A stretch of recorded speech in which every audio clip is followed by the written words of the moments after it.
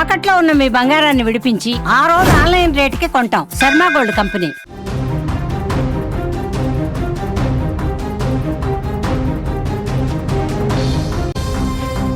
జీవితం ఎంత విచిత్రమైందంటే ఒకవైపు ఆనందంతో ఉప్పొంగేలా చేస్తుంది, మరోవైపు ఊహించని విషాదంతో కుంగదీస్తుంది.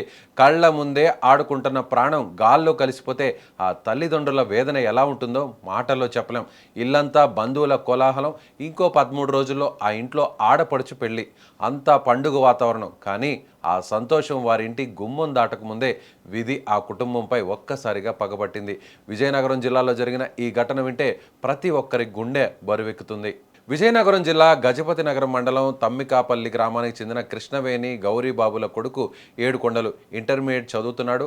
అయితే మరో 13 రోజుల్లో అక్క పెళ్లి ఉండడంతో ఇంటర్ పరీక్షలు రాసి పెళ్లి పనుల కోసం ఇంటి వారికి సాయం చేస్తున్నాడు. ఈ క్రమంలో స్నేహితులతో కలిసి క్రికెట్ ఆడేందుకు బయటకు వెళ్ళాడు. అలా వెళ్లిన ఏడుకొండలు గజపతి నగరం జాతీయ రహదారి సమీపంలోని కళాశాల మైదానానికి వెళ్లి ఆట ముగించుకొని తిరిగి వస్తుండగా సెంట్రల్ లైటింగ్ కు చెందిన విద్యుత్ తీగలు తగిలి తీవ్రంగా గాయపడ్డాడు.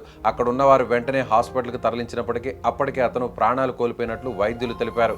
ఇక కుమారుడి మరణ వార్త విన్న తల్లిదండ్రులు గుండెలు పగిలేలా రోధిస్తున్నారు.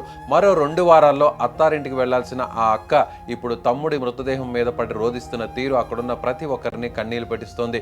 నన్ను వదిలిపెట్టి ఎక్కడికి పోయావు అంటూ ఆ తల్లిదండ్రులు గుండెలు వాదుకుంటుంటే ఓదార్చడం ఎవరి తరం కావడం లేదు. పెళ్లిపీటల మీద కూర్చోవలసిన ఆ ఇంట్లో ఇప్పుడు పాడి కట్టాల్సిన పరిస్థితి రావడం నిజంగా జీర్ణించుకోలేని పరిస్థితి. ఇదిలా ఉంటే ఈ ప్రమాదానికి విద్యుత్ శాఖ జాతీయ రహదారి అథారిటీ అధికారుల నిర్లక్ష్యమే కారణమని కుటుంబ సభ్యులు ఆరోపిస్తున్నారు. తమ కుమారుడి మృతికి బాధ్యులైన వారిపై ఖచ్చితంగా చర్యలు తీసుకోవాలని డిమాండ్ చేస్తున్నారు. కుటుంబ సభ్యుల ఫిర్యాదుతో కేసు నమోదు చేసుకున్న పోలీసులు దర్యాప్తు చేస్తున్నారు.